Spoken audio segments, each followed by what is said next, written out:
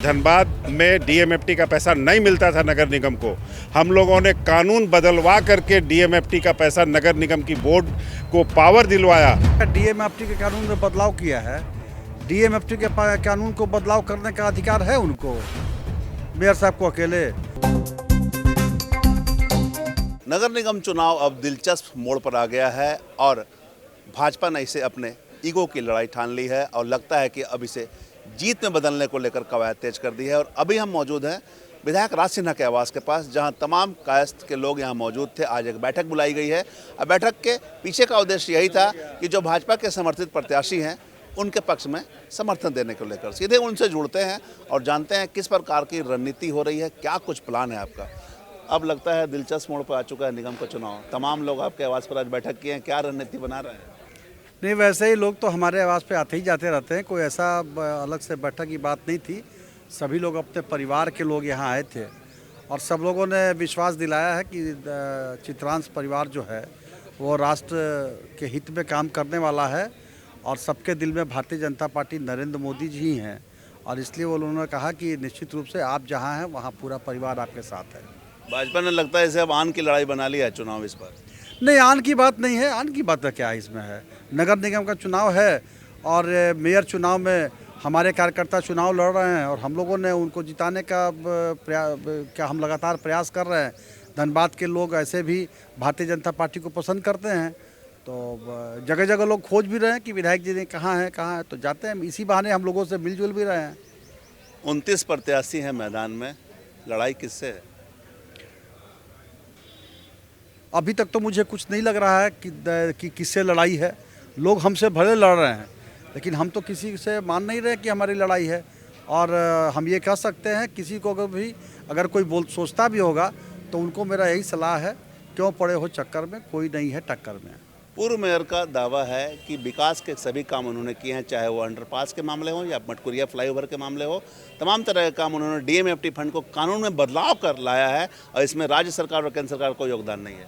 क्या क्या डीएमएफटी के कानून में बदलाव किया है? डीएमएफटी के कानून को बदलाव करने का अधिकार है उनको, मेयर साहब को अकेले। केंद्र सरकार की योजनाएं हैं उसको भी हमारे पूर्व मेयर बदल देंगे। पता नहीं भाई, हो सकता है अब उनकी सोच वैसी हो, लेकिन अब इसको क्या कहा जाए।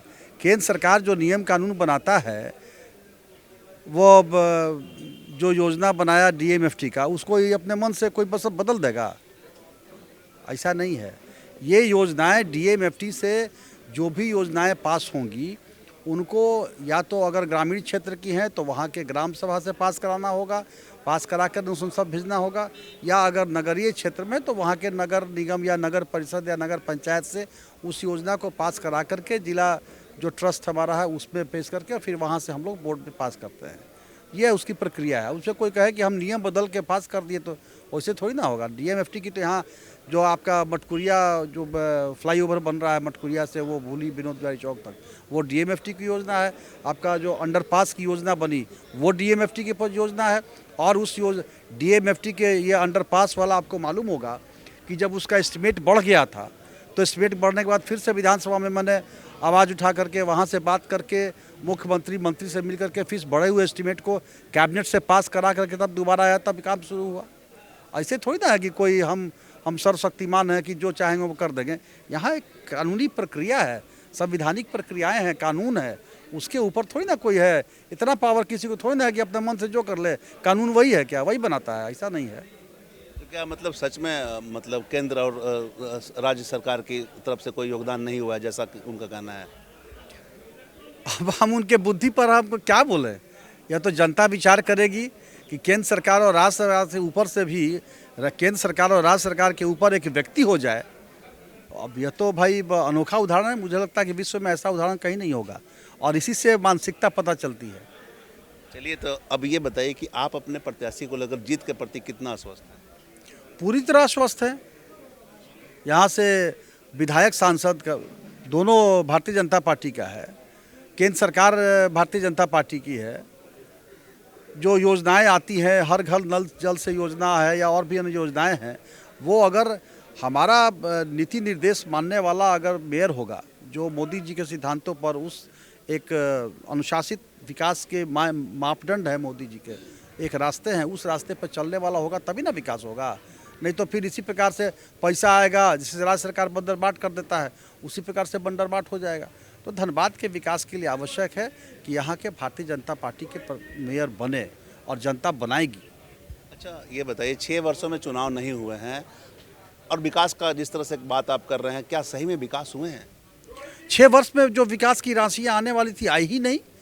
जो विकास होने चाहिए थे धनबाद में, जो केंद्र सरकार की हज़ारों करोड़ की राशि आती है यहाँ पे, वो विकास हुए नहीं। वो तो विकास बाधित हुए। ये झारखंड मुक्ति मोर्चा और कांग्रेस की चलने वाली सरकार के द्वारा बाधित किया गया। किस मुंह से ये लोग आ रहे हैं जनता के पास कि हमें मत दीजिए, हमें मत दीजिए, हमें मत दीजिए? जनता सब जानती है और समय पर इनको जवाब देगी। पोल्यूशन के लिए किसे जिम्मेवार माना, चूँकि आज के परिवेश में पोल्यूशन काफ़ी हद तक बढ़ गया, लोगों को काफ़ी समस्याएं हो रही हैं। देखिए ये पहला प्रायोरिटी होगा।